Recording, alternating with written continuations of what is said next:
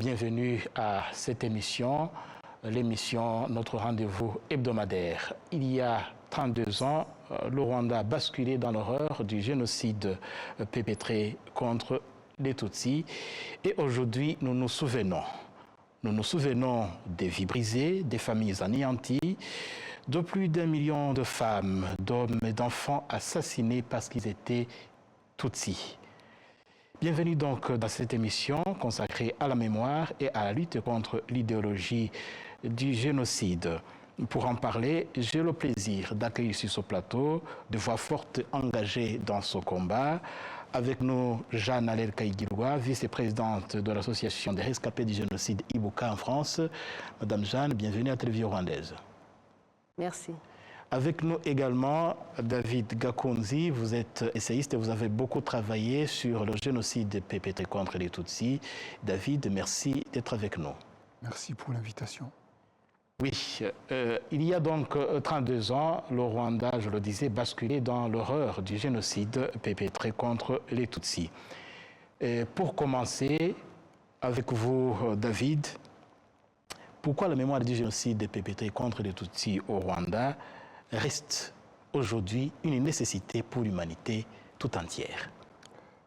Nous devons continuer à nous souvenir parce que quand on ne se souvient pas, l'histoire peut se répéter. Parce que nous nous souvenons pour prévenir. Nous nous souvenons pour dire que nous sommes encore vivants. Nous nous souvenons pour dire que nous nous souvenons de ceux qui sont morts, de 1000 morts. Nous nous souvenons pour dire que les rescapés, ceux qui ont vu la nuit de leurs propres yeux, sont encore là. Nous nous souvenons pour rendre, je dirais, grâce et justice aux libérateurs, ceux qui ont risqué leur vie pour sortir les gens de l'impasse. Nous nous souvenons surtout pour dire que nous n'accepterons plus pour que cela se reproduise. Oui. Et nous nous souvenons pour dire aussi que ça s'est produit ici, ça peut se reproduire ailleurs. Et même chez nos voisins. Donc ce souvenir, c'est un engagement par rapport au présent et par rapport à l'avenir aussi. Ce n'est pas seulement un acte de mémoire, ce n'est pas seulement un regard sur le passé, c'est une attitude par rapport au présent, c'est une attitude par rapport à l'avenir. Oui, donc un engagement qui interpelle tout un chacun. Alors, Madame Jeanne, est-ce que vous pensez que ce sentiment de mémoire est toujours compris hors du Rwanda? Si nous prenons l'exemple de l'Europe, là où vous avez longtemps vécu.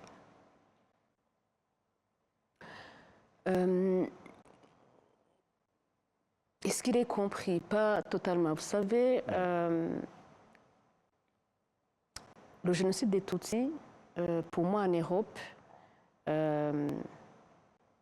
est éloigné dans le temps et dans l'espace. Oui. C'est très différent de ce que nous vivons. Pour nous, c'est une évidence.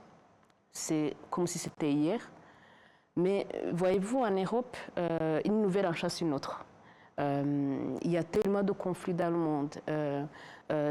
L'information continue.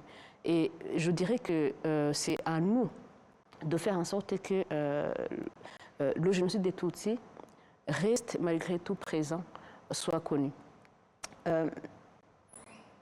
J'ajouterais, pourquoi je dis aussi que parfois c'est éloigné. J'ai en mémoire une scène, je crois que c'est dans le film de Jean-Christophe Klotz, Les images contre un massacre. Oui. Il y a une journaliste qui dit, quand j'ai couvert les événements en ex-Yougoslavie, je voyais des femmes qui m'ont ressemblé et je pouvais m'identifier. Je pouvais penser que c'est ma mère ou c'est ma sœur. Des propos comme ça. Eh bien, ce n'est pas le cas en Europe. Donc, c'est à nous de faire en sorte que ce génocide continue à être présent. Oui, justement, vous êtes vice-présidente de l'association des rescapés du génocide Ibuka en France. Quel rôle jouent des associations comme Ibuka pour que justement il y ait cette transmission de la mémoire à des milliers de kilomètres du Rwanda, en Europe, là où peut-être des réalités africaines sont souvent méconnues? Et quel est le rôle de telles associations? Le rôle de nos associations, c'est vraiment un rôle pivot. Parce que, comme je vous disais, le génocide, c'est un fait qui est là, qui s'éloigne en même temps. Et le rôle de l'association Ibuka et d'autres associations, d'ailleurs que ce soit les associations de la communauté rwandaise et d'autres associations amies qui ont en charge la mémoire, c'est de le dire et de le répéter toujours. C'est l'émission auprès des jeunes dans les milieux scolaires. C'est faire des conférences, c'est comme ce que disait David, organiser les commémorations. Et ce travail, les associations, ils sont très très importantes parce qu'il y a les programmes officiels. Il y a des collectivités, il y a les universités, comme je le disais, il y a d'autres associations. Le rôle d'Ibuka et d'autres associations, c'est d'être le pont, de faire le pont avec tous ces acteurs pour que la transmission continue de se passer à travers tout cet arsenal d'acteurs. Et alors, David, vous voyagez beaucoup hors du Rwanda, et en Europe et surtout.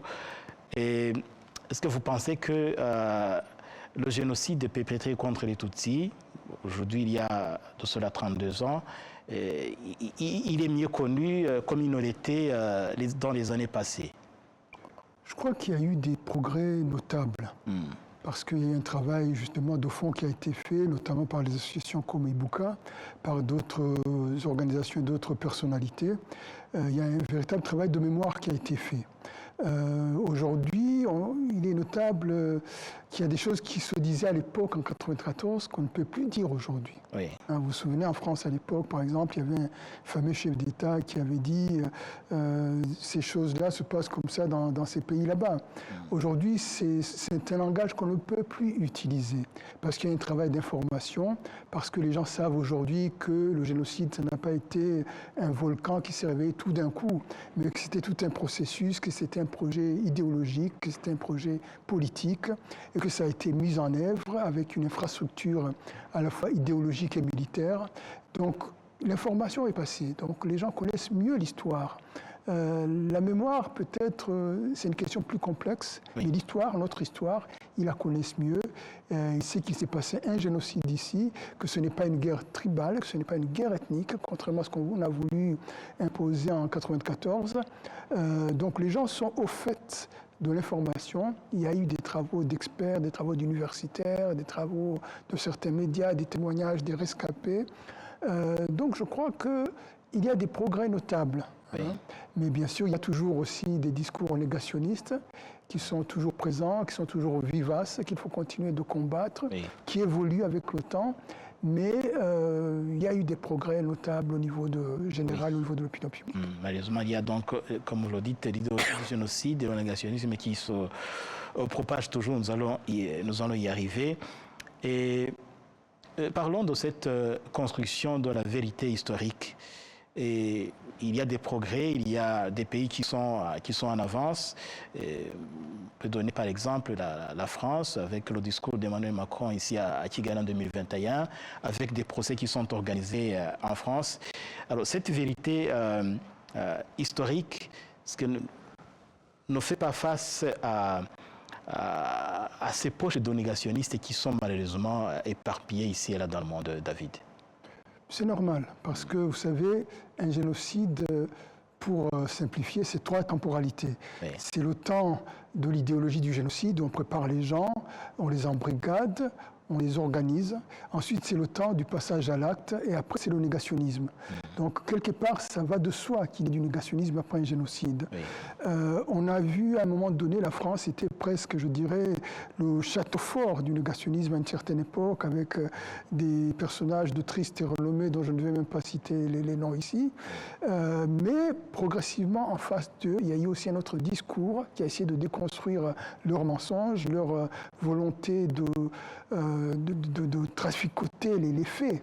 Et essentiellement, leur discours était axé autour notamment du discours sur le double génocide, en disant oui, il n'y a pas eu qu'un génocide, il y en a eu deux. Oui. Et deuxièmement, en disant, vous savez, c'est une guerre tribale, ça ne s'est pas passé comme on vous l'a raconté.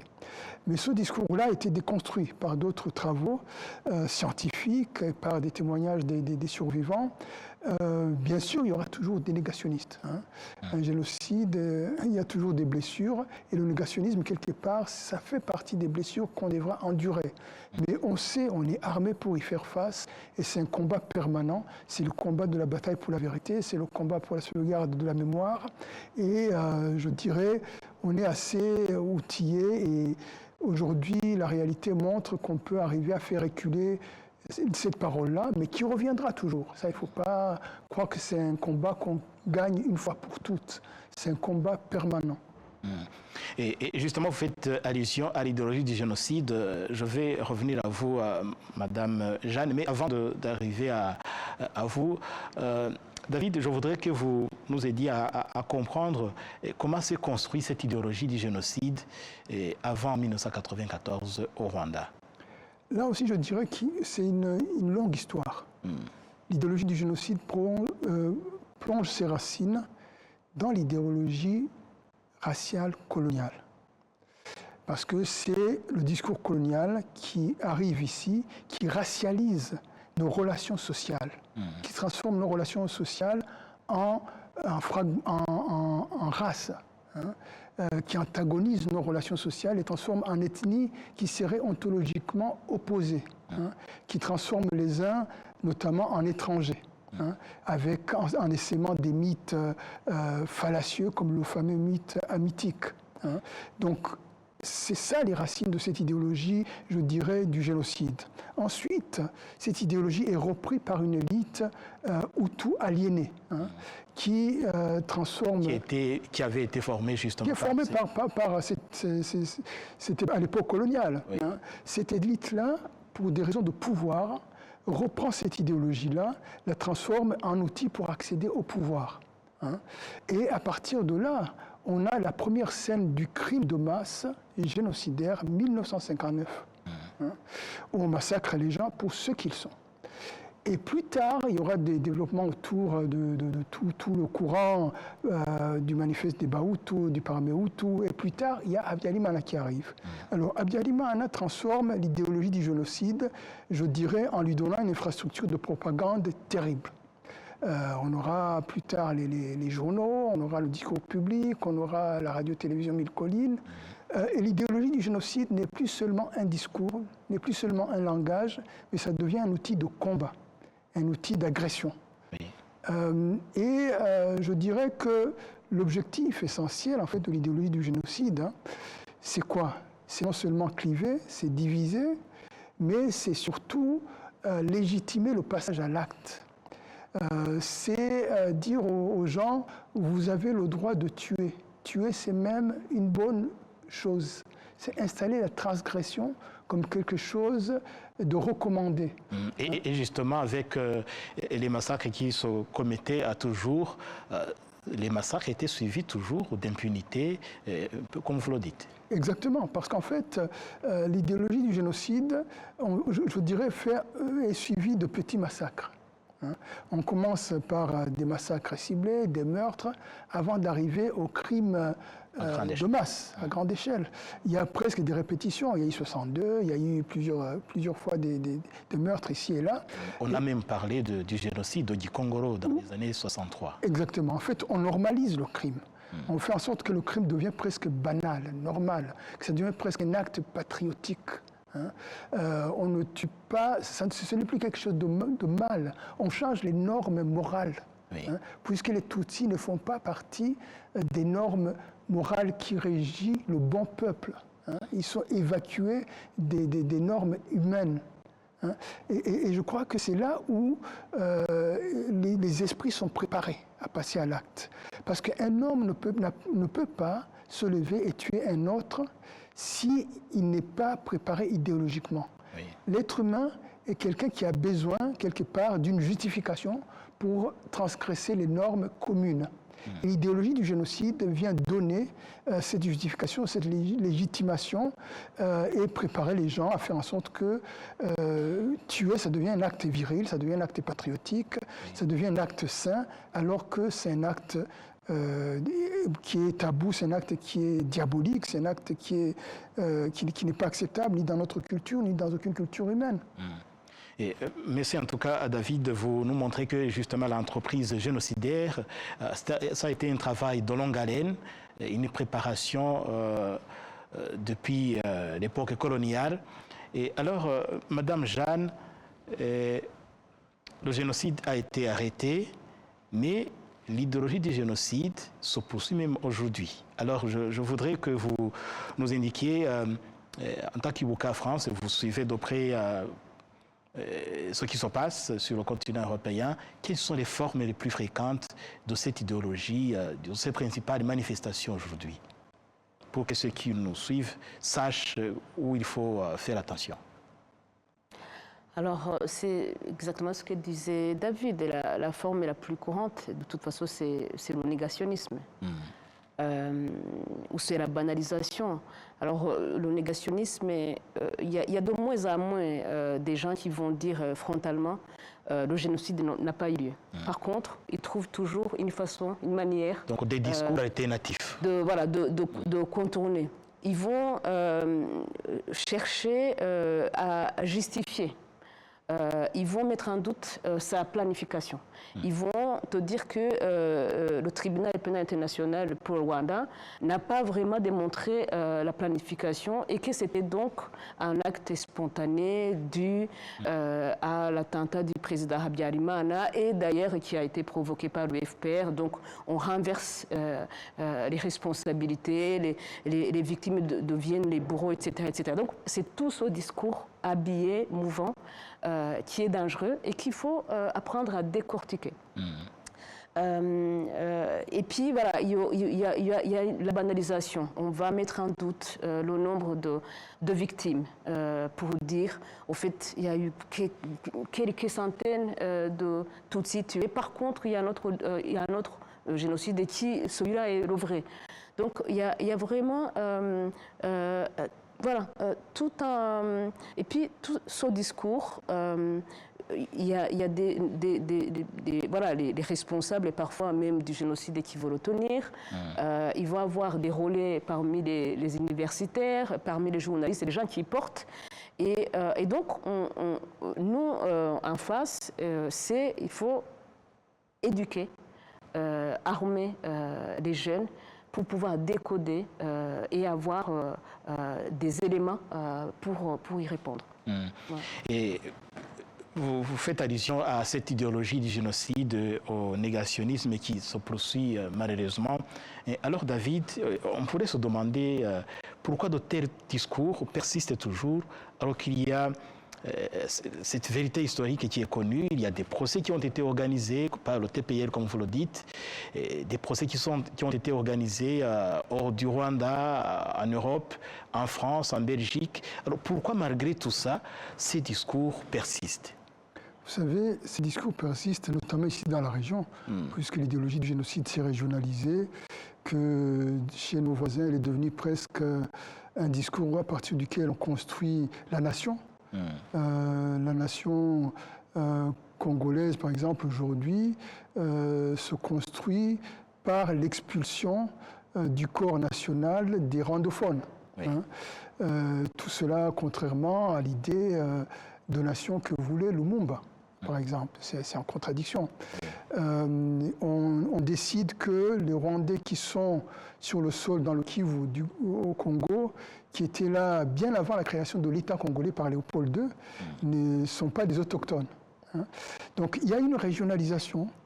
Et cette régionalisation, elle est intéressante politiquement pour des groupes politiques. Parce que l'idéologie du génocide, en désignant un bouc émissaire à tous les problèmes du pays, ça permet de ne pas avoir de programme politique, de ne pas avoir de programme économique, de ne pas avoir de programme social. Tous les problèmes n'ont qu'une seule source, c'est le groupe ciblé. Donc cette idéologie persiste parce qu'elle est, je dirais, d'un intérêt pratique politique pour certains groupes au niveau de la région. Maintenant, au niveau international, il y a ce qui relève d'abord de l'inconscient colonial. Il y a des gens qui pensent que dans l'Afrique, c'est des tribus qui se battent. Il y a ce qui relève du logiciel politique de certains mouvements. Par exemple, le négationnisme qui vient de l'extrême droite, je dirais que c'est presque naturel parce que les mouvements d'extrême droite, leur philosophie, c'est la catégorisation des populations en termes raciaux. Après, il y a le négationnisme qu'on retrouve dans tous les autres secteurs des mouvements politiques, hein. Le centre droit, le centre gauche, la gauche, l'extrême gauche surtout, où c'est un courant transversal, hein, qui ne dépend pas des idéologies politiques en fait. Mais on a quand même des amis aussi dans tous ces courants, ça aussi il ne faut jamais l'oublier. Et dans ces courants-là, ils persistent pour plusieurs raisons. Des raisons parfois personnelles. Il y a des gens qui... C'est mystique. Vous savez, quand il y a eu l'antisémitisme, Freud avait essayé de poser la question dans un ouvrage qui s'appelle « Malaise dans la civilisation ». Oui. Où essayer de comprendre qu'est-ce qui fait qu'un personnage est antisémite. Alors, il y a parfois des motivations personnelles, il y a des motivations psychologiques, et après, il y a aussi des motivations politiques d'État. Hein. Il y a des gens qui ne peuvent pas accepter qu'il y ait un État qui s'appelle le Rwanda, qui est autonome, qui assume ses responsabilités et qui n'a jamais voulu monnayer sa liberté, son autonomie par rapport à d'autres pays africains. C'est un modèle qui est inacceptable pour certains courants et certaines cultures politiques en Europe. Un pays africain qui assume à la fois la souveraineté et la responsabilité et qui avance, qui montre que les choses sont possibles, que les choses sont réalisables, que l'Afrique n'est pas maudite. Hein. Cela, ça dérange aussi beaucoup de gens. Hein. Quand tu es un pays africain qui ne marche pas bien, on viendra à votre chevet. Mais quand tu es un pays africain pour une fois, où les choses marchent, où il n'y a pas de corruption, où il y a des gens qui ont une pensée stratégique, cela dérange aussi beaucoup de monde. Donc il y a plusieurs raisons, à la fois personnelles, à la fois politiques, dans tout cela, et parfois aussi des communicants qui sont payés, notamment par les pays de la région, pour imposer une certaine vision contraire à la réalité de ce pays. Donc, si je vous comprends bien, il y a ceux qui ont des liens avec l'héritage colonial, il y a ceux qui ont ces mobiles politiques. Est-ce qu'on ne peut pas dire que dans tout cela aussi, il y a des gens qui ont une certaine honte de regarder la vérité en face à cause de leurs responsabilités? Absolument, absolument, vous avez raison. Parce que pour regarder l'histoire en face, il faut être très courageux. Et il y a des gens qui ne veulent pas qu'on parle ni de la colonisation, ni du rôle de la colonisation dans le génocide, dans ce qui s'est passé, dans le lancement de la mécanique, qui veulent enterrer toute cette histoire-là. Donc, dès qu'on parle du génocide, ils sont mal à l'aise, parce que ça voudrait dire qu'il faut qu'ils reconnaissent leur propre responsabilité dans ce qui s'est passé ici. Donc, tout cela fait partie de plusieurs motivations qui sont là, qui sont évolutifs. Mais l'essentiel, je pense que c'est de réaliser qu'on peut arriver à démonter leurs arguments. C'est un combat qu'il faut mener, c'est un combat qui a été très bien mené par le Rwanda, aussi bien par les Rwandais que par le gouvernement, qui a une stratégie diplomatique mais aussi politique là-dessus, et par des citoyens, des membres de la diaspora rwandaise, citoyens de ces pays-là, et par des amis. Il ne faut jamais oublier que nous avons des amis dans ces pays. Nous avons des amis fidèles, nous avons des amis qui se battent jour et nuit contre ces forces. Des gens qui ont bien compris la vérité du Rwanda, de ce qui s'est passé au Rwanda. Des êtres humains normaux, capables de sensibilité, capables de pensée, capables de pensée critique. Ils sont nombreux. Ils sont aux côtés des rescapés, ils sont aux côtés du Rwanda. Et alors, Madame Jeanne, ce combat que vous menez en tant que diaspora rwandaise, association Ibuka en France par exemple, est-ce que dans tous les milieux où vous passez, votre voix est entendue? Disons, la voix de la vérité est de plus en plus entendue. Oui, bien sûr, parce qu'on voit bien les résultats. Vous savez, il y a beaucoup de vents contraires. En tout cas, on a traversé cette période, en particulier en France. Mais quand on détient la vérité, et qu'on s'y tient, et qu'on l'assume, tôt ou tard, les gens qui veulent nier ça ou banaliser, ils sont obligés de capituler. Aujourd'hui, nous avons la chance d'avoir encore des rescapés qui sont encore en vie. Donc des témoignages vivants. Des témoignages vivants, une vérité incontestable. Oui. Alors, c'est une tâche qui est difficile. Dire ce qu'on a subi, se mettre à nu, c'est une tâche difficile pour les rescapés. Mais ça, pour moi, c'est la principale arme dont on dispose, dire la vérité. Alors, j'ai envie de dire, je sais que ce n'est pas possible, mais j'ai envie de dire aux rescapés qui le peuvent, chacun à sa manière, à son rythme, de se lever et de dire la vérité, même si des fois on a peur, on a des gens qui sont plus éloquents que nous, on a des gens qui crient plus fort que nous, mais c'est la première arme qu'on a pour dire la vérité. Et oui, c'est attendu, mais il faut le répéter infatigablement. Et vous faites allusion au témoignage des survivants du génocide.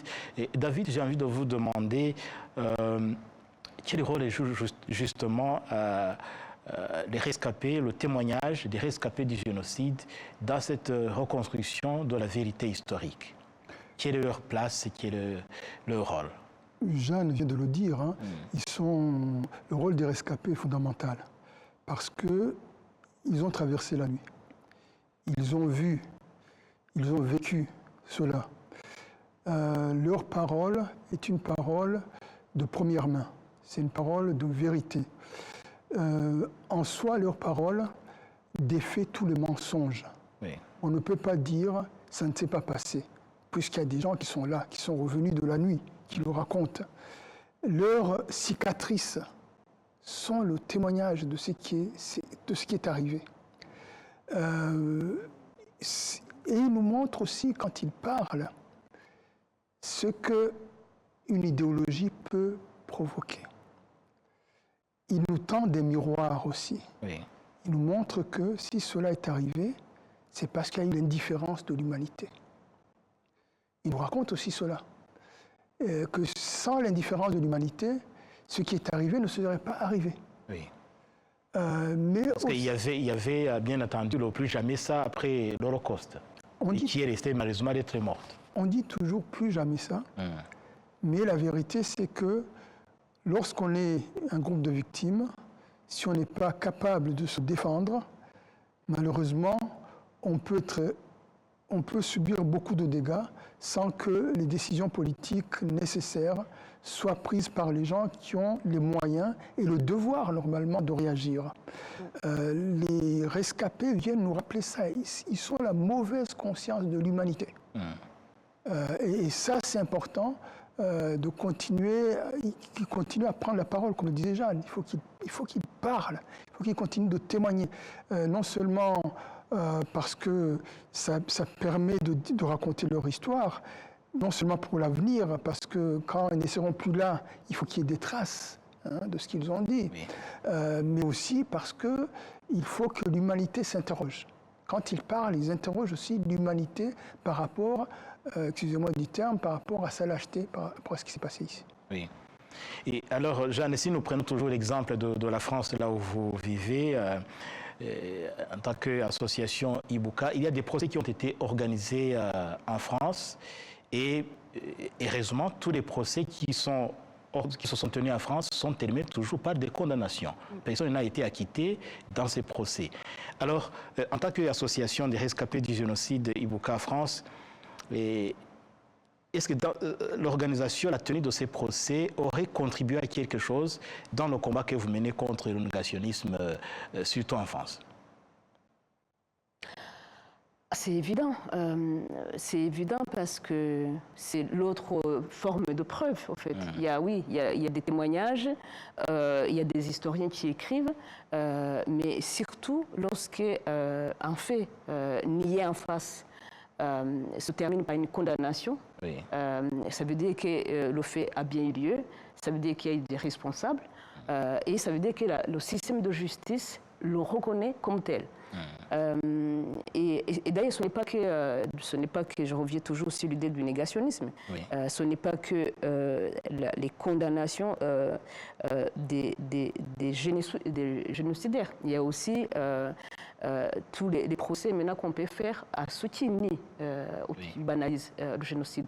Donc oui, les procès permettent de rétablir la vérité. Et d'ailleurs, dans la constitution des fonds qui vont nous aider à continuer à porter cette histoire, à ancrer cette vérité. Par exemple, les procès en France, ils sont enregistrés. Ça veut dire que c'est des éléments essentiels, importants, que les chercheurs pourront utiliser, revisiter justement pour continuer à porter la vérité sur cette histoire. Et alors il y a cette voie des rescapés du génocide, des survivants, il y a ces instruments juridiques qui sont là, mais David, je voudrais vous demander, en plus de cette voie, qu'est-ce qu'il faudrait faire davantage pour faire face justement à ces proches de négationnistes qui sont là encore malheureusement? Il ne faut jamais rien laisser passer. Rien laisser passer. Que ce soit des propos, que ce soit des écrits, que ce soit des chansons, parce qu'il y avait même un rappeur congolais qui avait fait une chanson où il traitait les Tutsis de je ne sais pas quoi. Il ne faut jamais rien laisser passer. Parce que le négationnisme ou l'idéologie du génocide, ce n'est pas une opinion, c'est une agression. C'est un délit, mais c'est aussi une agression. C'est continuer à torturer les rescapés. C'est continuer à préparer, à normaliser la violence et le meurtre. Donc, il ne faut jamais rien laisser passer. Il faut éduquer, comme le disait Jeanne. Il faut éduquer parce que l'idéologie du génocide plonge les gens dans l'irrationalité. Alors, l'un des boucliers que nous avons par rapport à cela, c'est ramener les gens à la rationalité, les sortir de la déraison, les sortir du délire, parce que l'idéologie du génocide plonge les gens dans le délire, dans le fantasme. Et donc, éduquer, revenir à la rationalité, à la raison critique, apprendre les gens à décortiquer l'information, parce que l'idéologie du génocide, le négationnisme, ce sont des machines pour répandre les rumeurs, pour répandre les fantasmes. Et il faut arriver à immuniser, à vacciner les gens contre ces rumeurs-là, en apprenant aux gens à lire l'information, à la pensée critique. Et puis je pense que, comme elle le disait aussi, c'est la question de la justice. Il faut que... Il doit y avoir impunité zéro par rapport au discours de haine. Le discours de haine est une agression aussi brutale, aussi malfaisante que l'agression physique. Je ne vois pas pourquoi on punirait l'agression physique dans la rue. Si quelqu'un se met à taper sur quelqu'un dans la rue, il va à la police. Donc on ne peut pas accepter non plus cette agression parce que c'est une agression des mots. Ce ne sont pas que des mots. C'est une agression de l'esprit, c'est une agression qui peut avoir des conséquences sur la vie des gens et sur l'avenir des sociétés.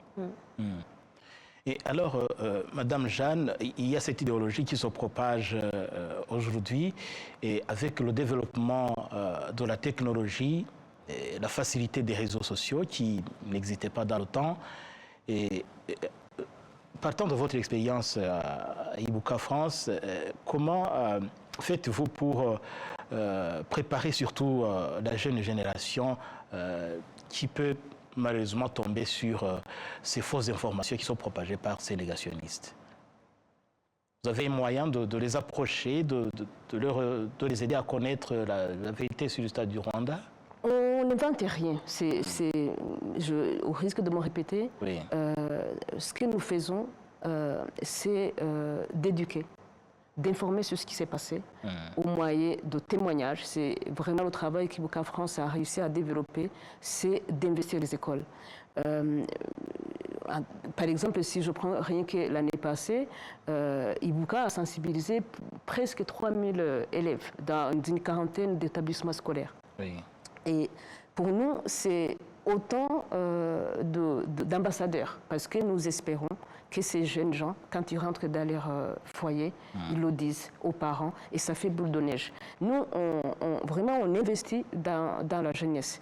Le choix qu'a fait Ibuka France de travailler sur la mise en place des mémoriaux dans l'espace public sert à ça, sert à sortir la mémoire de ce génocide de cachette. Nous ne commémorons pas dans les salles, parce que nous estimons qu'il faut que les passants, il faut que les écoles aux alentours, il faut que le public entende, écoute ce qui s'est passé. Mais je dirais qu'on a encore beaucoup de travail, parce que justement, il nous manque des outils. Il nous manque des outils, vraiment de faire en sorte que, par exemple, il y a des outils appropriés pour que les parents... Par exemple, on sait qu'il y a une difficulté entre les parents qui ont vécu le génocide et leurs enfants de transmettre cette histoire. Oui. C'est douloureux, il y a une envie de protéger ces enfants, c'est normal.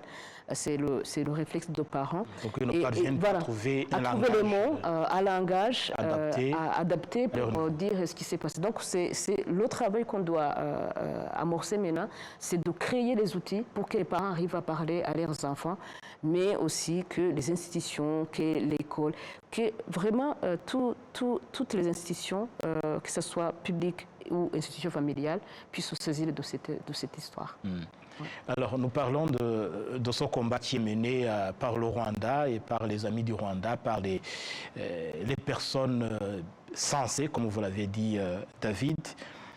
Est-ce qu'on peut dire que le monde aujourd'hui a suffisamment tiré de leçons de ce qui s'est passé au Rwanda, du génocide commis contre les Tutsis au Rwanda, au regard de ce qui se fait dans la région et ailleurs dans le monde, David?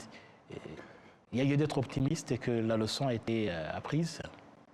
Le plus important, c'est que les Rwandais aient tiré les leçons, déjà. Oui. Que les Rwandais aient compris que si quelqu'un vous menace d'extermination, il faut le prendre au sérieux. Oui.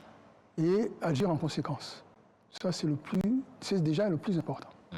Ensuite, au niveau de l'humanité, je crois que malheureusement, on ne peut pas dire qu'il y a eu des leçons définitives. Certes, des mécanismes d'alerte ont été mis en place. Il y a même aujourd'hui un bureau de lutte pour la prévention des génocides dans le monde au niveau du secrétariat général des Nations Unies, je crois.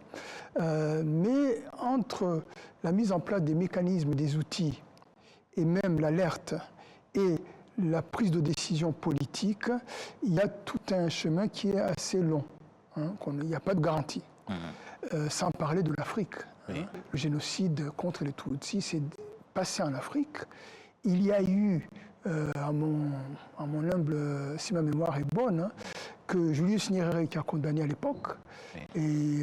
et Mandela au niveau du sommet de l'Union africaine, de l'OIA à l'époque, ça s'appelait l'OIA à Tunis, mais partout c'était le silence. Et ça c'est très grave quand même. Et aujourd'hui, on le voit aussi, il y a un silence par rapport à ce qui se passe au Congo. On menace les populations rwandophones d'extermination, on les traite de tous les noms dans le discours public, au niveau national, au niveau officiel, et il n'y a pas de réaction. Donc je pense que malheureusement, le travail d'éducation est encore à faire, mais je pense qu'il ne faut pas... Notre plus grand ennemi, ça serait d'être pessimiste. Oui. Notre plus grand soutien, c'est de se rendre compte de notre force et de dire que nous n'accepterons plus d'être des victimes passives. Et justement, les Rwandais ont choisi de se surpasser, de regarder devant, de construire leur pays. Madame Jeanne, cette mémoire du génocide commis contre les Tutsis dont nous parlons, comment faire pour que l'humanité tout entière sache que ça ne concerne pas uniquement le Rwanda?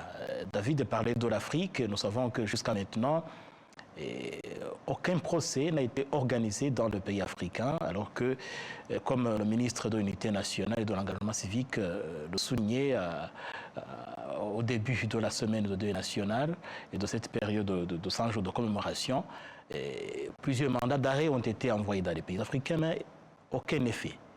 Alors, comment faire pour qu'il y ait cette prise de conscience que la mémoire du génocide n'est pas seulement l'affaire du Rwanda? Je pense que la nature même de ce crime, qui est désigné comme en tant que crime de l'humanité, doit tous nous alerter. Je dirais que certes, c'est une affaire qui devrait en tout cas être une affaire de tous, mais comme David le disait, c'est d'abord notre affaire. Oui. Et notre rôle, c'est de continuer ce combat. Les procès qui se sont tenus dans certains pays d'Europe nous apprennent que c'est possible. Il faut créer des mécanismes. En France, il y a par exemple le mécanisme de compétence universelle. Oui. Pourquoi est-ce que d'autres pays ne pourraient pas le faire? Mais ça ne peut pas se faire sans que nous le portions. C'est pour ça que les associations, les Ibuka, on a de la chance, il y en a partout. Le problème, c'est ce que vous dites en Afrique, c'est encore assez faible. Il y a maintenant que Ibuka au Sénégal, sur le continent africain.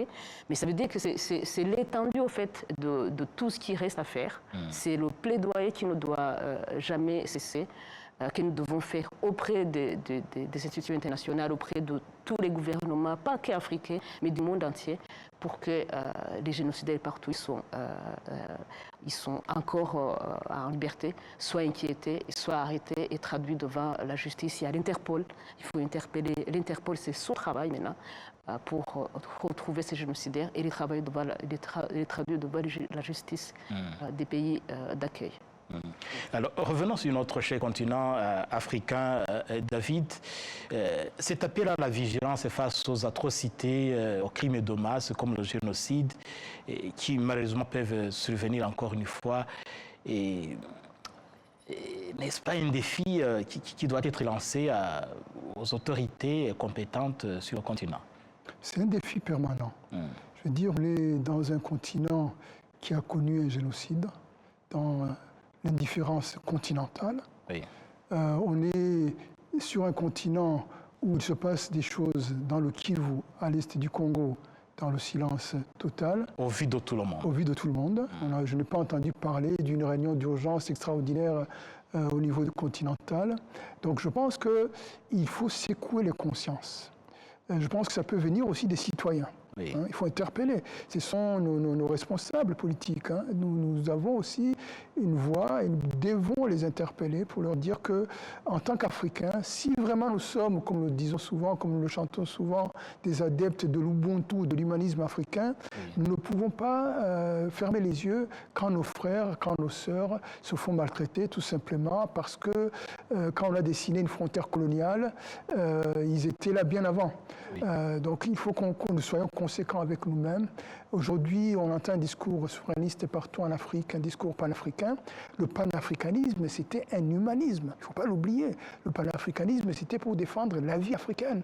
L'humanisme africain. Voilà, c'était pour le panafricanisme, disait la vie africaine compte aussi. Or, on a l'impression qu'avec le temps, je ne sais pas si c'est un peu le reste de l'époque coloniale, j'ai l'impression que nous-mêmes, Africains, nous ne nous rendons pas compte de la valeur de nos propres vies. Nous avons l'impression que nos vies ne valent rien et que donc on peut tuer 10 000, 1 million, c'est presque s'il ne s'était rien passé. Et je pense que c'est aussi un travail, je dirais, de décolonisation qu'on n'a pas effectué. Vous savez, Frantz Fanon, qu'on cite souvent, Frantz Fanon avait dit à l'époque, la colonisation, c'est l'état de violence à l'état de nature. Mais la décolonisation devra être un travail sur nous-mêmes pour comprendre comment cette violence est rentrée en nous. pour que nous ne la perpétuions pas contre nous-mêmes. Malheureusement, on cite souvent Fanon, mais on n'a pas entrepris ce travail-là. Oui. Et je pense que c'est ce défi fondamental qui a été entrepris ici, dans ce pays-là, parce que si le Rwanda est là où il est aujourd'hui, c'est parce qu'il y a eu les Agachacha. Agachacha, c'était un moment où on s'assoit ensemble, on essaie de comprendre les responsabilités, de comprendre la mécanique qui était en place et de se dire, ça ne se fait pas. La loi humaine dit qu'on ne tue pas, on ne prend pas la vie de quelqu'un d'autre. Et donc, c'est un combat de tous les jours, comme vous le dites. Et alors, Madame Jeanne, si je reviens toujours à vous, à Ibuka France, à titre illustratif, parce qu'il n'y a pas que Ibuka France, il y a également d'autres associations ici et là. Et où en êtes-vous avec ce combat de parler de la réalité du Rwanda, du génocide commis contre les Tutsis au Rwanda, tel qu'elle est? Il y a les écrits par les étrangers, mais alors, pour nous les Rwandais, où en sommes-nous dans cet engagement, cette entreprise de parler nous-mêmes du Rwanda, de notre réalité? C'est le défi et c'est très important ce que vous dites parce que lorsque l'histoire est racontée de nos amis, ça fonctionne. Oui. Lorsque notre histoire est racontée par ceux qui nous veulent du mal, c'est pas beau pour notre histoire. C'est la raison pour laquelle il faut que nous soyons les premiers à être les porte-parole de notre propre histoire. Pour les gens qui l'ont vécu, comme je le disais tout à l'heure, oui. Le chemin peut être long. Ce que nous faisons, c'est de les accompagner, mais chacun avance à son niveau. On ne peut pas pousser des rescapés à écrire ou à parler quand ils ne sont pas encore prêts. Par contre, il y a une compréhension chez les rescapés que c'est quelque chose à mettre en place, à faire. Il y a plusieurs rescapés qui ont écrit, notamment en France, mais aussi en Belgique, aux États-Unis, au Canada. Oui. Et c'est un travail que nous accompagnons comme nous le pouvons. Il y a aussi un sujet que des fois on ne traite pas, c'est dans quelle langue nous devons parler, nous devons écrire. Le génocide a été commis au Rwanda par les Rwandais contre les Tutsis. Et nous avons tendance à écrire en langue étrangère. Et donc, ce que nous écrivons, des fois, n'est pas accessible. Oui. C'est pour ça que c'est aussi important de penser dès le départ les espaces, mais aussi l'accompagnement, pour que ceux qui peuvent l'écrire écrivent aussi en français ou que ça soit traduit. Donc ça, c'est un travail que nous devons faire.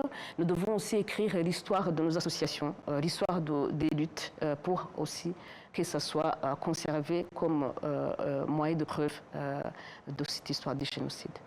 Alors David, il y a ce défi qui s'observe toujours, sans parler seulement de l'histoire du génocide commis contre les Tutsis, même dans la vie en général sur le continent africain, il y a ce narratif qui vient des étrangers, qui parle de l'Afrique comme un continent qui est méconnu, qui est en dehors de l'histoire. Alors, comment faire pour que les Africains parlent de leur continent, de la vérité de leur continent, au lieu d'attendre ce narratif qui vient d'ailleurs avec souvent des mauvaises intentions?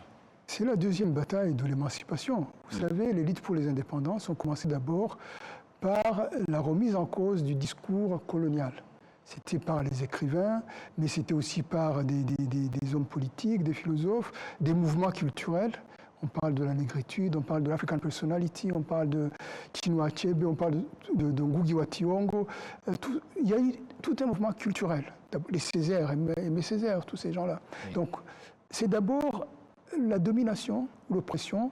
Si vous voulez contester cela, c'est la parole, prendre la parole, exprimer votre voix, exprimer votre pensée et ne pas attendre que ce soit l'autre qui vienne vous dire où vous avez mal.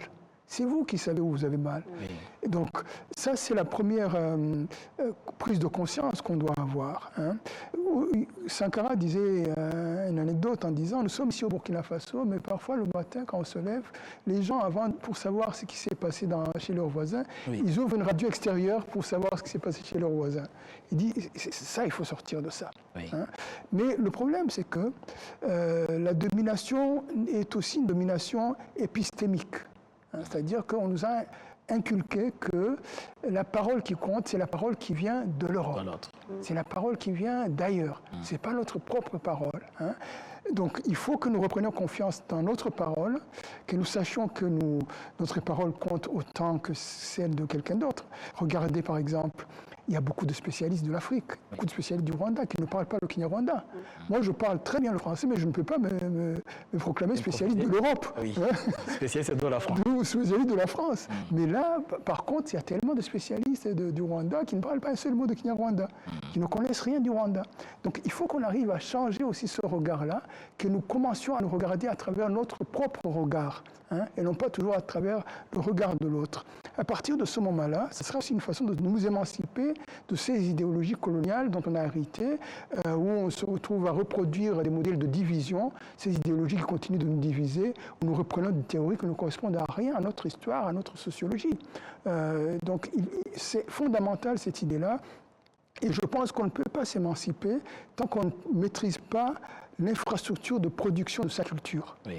Notre problème en Afrique, c'est celui-là, c'est que nous ne maîtrisons pas ni les maisons d'édition, ni les maisons de production de cinéma, ne parlons même pas des plateformes des réseaux sociaux. Il faut qu'on arrive à faire un travail là-dessus. Hein. Et le jour où nous reprendrons possession de notre propre parole, de notre propre discours, je pense qu'on sera sur le bon chemin. Et l'une des choses que j'aime ici au Rwanda, chaque fois que j'arrive ici, et je pense que ça a été le combat après le génocide, c'est que le Rwanda a dit, hein, quitte à heurter souvent la culture qui était déjà là depuis longtemps, elle a dit désormais, c'est nous qui allons décider du chemin que nous allons suivre. C'est nous qui savons mieux que quiconque comment il faut arriver à gérer les contradictions locales. Et vous n'allez pas venir nous dire, sans savoir notre histoire et certaines subtilités que nous ne pouvons pas saisir, ce qu'il faut que nous fassions de nos vies. Oui. Donc le Rwanda a décidé de tout construire sur la dignité des Rwandais. Madame Jeanne, un mot pour terminer. Peut-être un message que vous adressez spécialement à la jeunesse. La majorité de la population rwandaise est jeune. Quel message adressez-vous à la jeunesse pour les appeler justement à garder cette mémoire, perpétuer cette mémoire et lutter contre ces formes de négationnisme et surtout d'idéologie du génocide qui s'observent dans le monde? Elie Wiesel, qui est un rescapé de la Shoah, a dit une formule que j'aime beaucoup. Oui. Ceux qui ne connaissent pas leur histoire sont condamnés à la revivre. Oui. Une idée peut-être même qui avait pris de Karl Marx lui-même. Et dans ce sens-là, j'appelle juste la jeunesse à s'intéresser à l'histoire du Rwanda, à l'histoire de l'Afrique. Parce que ce n'est que comme ça qu'ils sauront où ils vont. Oui. Et nous devons être là pour les aider justement dans cette compréhension, leur prendre la main, leur transmettre ce que nous savons pour qu'ils gardent ce flambeau. Un mot pour la jeunesse, David? Pour la jeunesse, moi je suis arrivé ici au Rwanda en août 1994. Ce pays semblait sans avenir. Oui. Et aujourd'hui, quand je suis revenu et quand je vois le chemin parcouru, c'est presque une œuvre surhumaine qui a été accomplie. Et cela n'est pas naturel, c'est qu'il y a eu des efforts, c'est qu'il y a eu des sacrifices, c'est qu'il y a eu une pensée stratégique, c'est qu'il y a eu le courage non seulement d'affronter le mal, mais aussi d'imaginer le bien. c'est qu'il y a eu cette idée fondamentale de dire qu'on reconstruit la société sur l'idée du refus de l'arbitraire, sur l'idée de la justice. Hein. Et je pense que c'est ce que la jeunesse doit continuer, ce combat-là. Et surtout, qu'elle ne suive pas les mauvais prophètes. Hein. La haine ne mène nulle part. La haine détruit, la haine ne construit pas. Mais par contre, quand on a de l'espérance, quand on veut l'égalité, l'émancipation, là on construit. Et on construit ensemble, comme on dit, Twiyubaka, en nous construisant, mais ensemble. On est ensemble, on choisit l'unité au lieu de la division. Oui. C'est bien dit, on a la lumière et cette lumière ne doit jamais s'éteindre. Nous nous souvenons donc toujours, et ce souvenir, ce n'est pas seulement regarder le passé, mais c'est surtout faire un choix pour vivre dans le présent et pour mieux préparer l'avenir. La mémoire est donc une responsabilité et la vigilance, c'est un engagement quotidien, non seulement pour le Rwanda, mais aussi pour l'humanité tout entière. Merci en tout cas à nos invités, David Gakonzi, merci d'avoir été avec nous. Merci à vous. Madame Jeanne Allaire Kaïdirwa, merci d'avoir répondu à notre invitation. Merci beaucoup. Merci également à vous toutes et tous qui avaient suivi cette émission Majuscule Propos. Nous continuons d'honorer la mémoire des victimes du génocide perpétré contre les Tutsis il y a de cela 32 ans. Prenez soin de vous, la télévision rwandaise reste à votre compagnie.